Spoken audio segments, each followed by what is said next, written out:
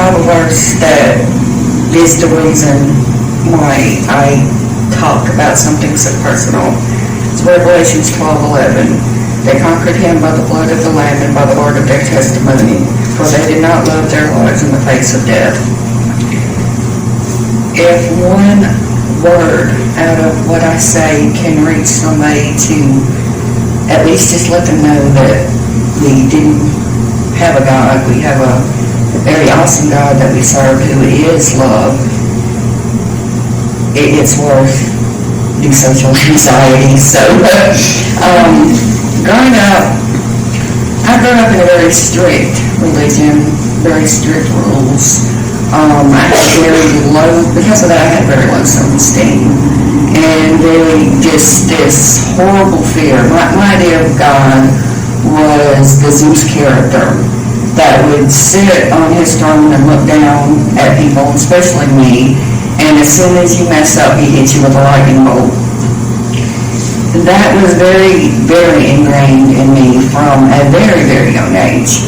And I grew up like that, and one year, I was taken into foster care. I had gotten sick with scarlet fever, and my mom couldn't take care of me. She was handicapped. And the church we were going to that had been the only foundation I knew to be true and to be God kicked us out. And I thought at that time going on, if God rejects me, if there is a God and he rejects me, what's the use of even trying? I had really low self-worth. I looked for my identity in so many different things. Thankfully, I didn't fall along the lines of drugs and alcohol like some people. Those are very hard roads to go, but mine was somebody had to tell me how much I was worth for me to feel it, and I felt very hard for a suave-talking young man when I was 15 years old, and he just about moved in with me while I was living with my mom. He told me everything I needed to hear about myself, stuff that I should have known had I had a right view of God. And I got to interject here that I believe God allowed me to go through all of that, what I went through, so I could be standing right here, right now. But dating this guy, was 15 years old, I got pregnant. And didn't know I was pregnant. Very irregular, very spotty and everything. So I went months without knowing I was pregnant. And finally I took a pregnancy test one day. It came up positive, went to the health department. They did a test that came up positive. I was actually elated. Even at 15 years old, I was happy because here's going to be a person who's going to love and accept me no matter what. This was the love I was looking for in my life. I found out a few months later that the baby had gastroenteritis, which is caused. Sometimes it happens in cases where there's like a stimulant from the Sudafed drug, which I had taken cold medicine during the early months of that pregnancy. So it all fit together. And I was told at 16 years old, the best thing you can do is in this pregnancy, you're going to get pregnant later. You're 16 years old. You've got your whole life ahead of you. And I didn't really have anything to fall back on. I thought, okay, if there is a God and he does reject me, he's taking away the only thing that is going to love me. So I kind of fell into the advice I was given by doctors and people who knew what they were talking about. So in January of 2016, I ended the life of my son.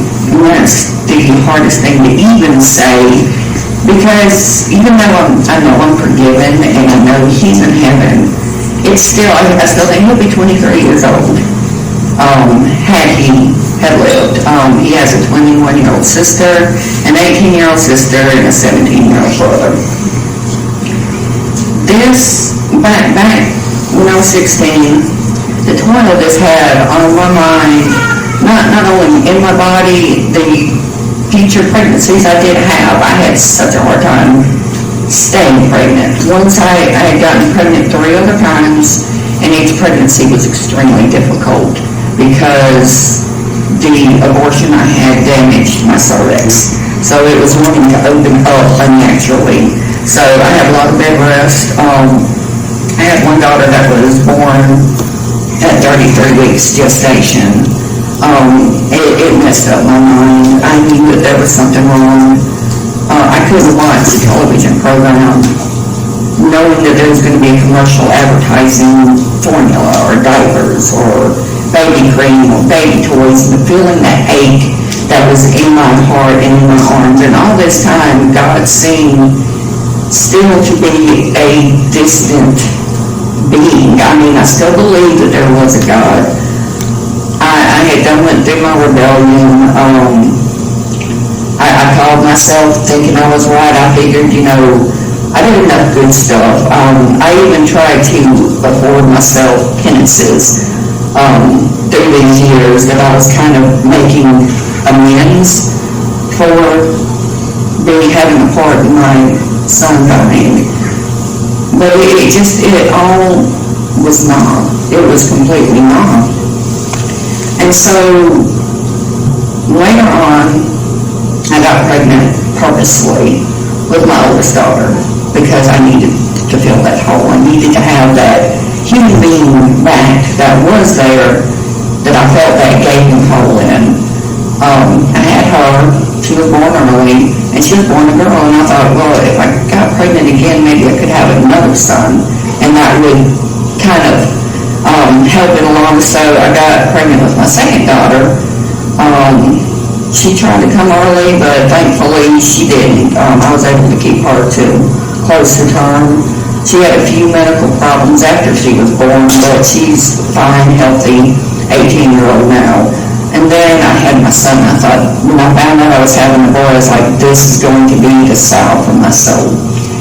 When he was born, it just all came crashing in. There was no replacing the child that I had lost at all. No matter what that doctor told me, you can have plenty of kids. You're never going to have that one child back at all. So I started going to the CPC, and this was back in 2002. And I remember talking to Miss Kay and her telling me, Jesus wants you as you are. And I thought that's the biggest load of the rock. How could Jesus want me? I've done all this stuff. I have cursed his name. I have walked, there's no way. Let me stop smoking cigarettes. Let me start going to church. Let me start reading my Bible on a daily basis, and then we can talk about relationship. And she told me that's not the way he does things. She's like, you come to him through faith just as you are. You will see how he picks up those broken pieces and puts you back together again. And not only back together, but he makes you the creature he always wanted you to be. The purpose, your whole and I was like, that's not for me though. I've got to be able to, let me stop doing this, let me do this, let me get in a better relationship with my husband, my first ex-husband of the time. And it was no. I was doing a Bible study, and it was nonsense to me, reading the scriptures, because it made no sense. And I'm reminded later reading the scriptures where it says, the people who have eyes to see and ears to hear, that's the Holy Spirit, and the scriptures are not going to make sense to anybody unless they have the Holy Spirit. So,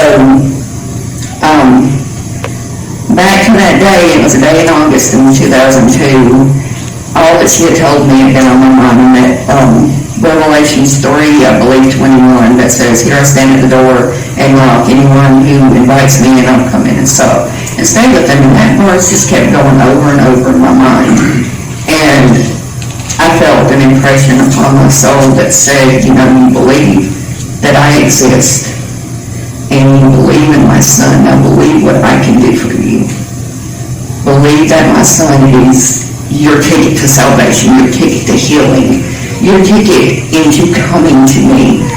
I had to pull over. I was driving at this time. I had to pull over to the side of the road. and stop the car and just bawling my eyes out. I finally say, okay, Lord, I believe your son did this for me. I believe he died for me. I accept that. So no matter what happens tomorrow, I have that, and I'm going to always have that, which went against everything I was taught, because the God I was taught about, if you made a mistake, you were back over here. You were lost again, and you had to get back right with him.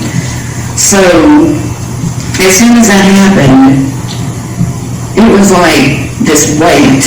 Now, I wasn't cured. I still went years and years of the time that it was, that as it happened in January of 2016, it took years to where I'm okay now.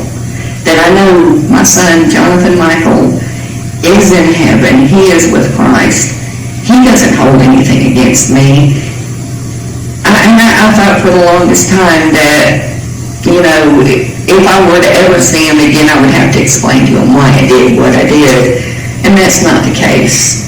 Now, there would be many times I would stop and think, you know, God, if I could just go back and take that back, I would, in a heartbeat. To have him here with me now, 23 years old, 2 sisters and a brother. But God's got a, even when we mess up the worst, God's beauty comes barely out of the ashes in our life. And when we think that we messed up beyond anything, any recollection, he shows us different.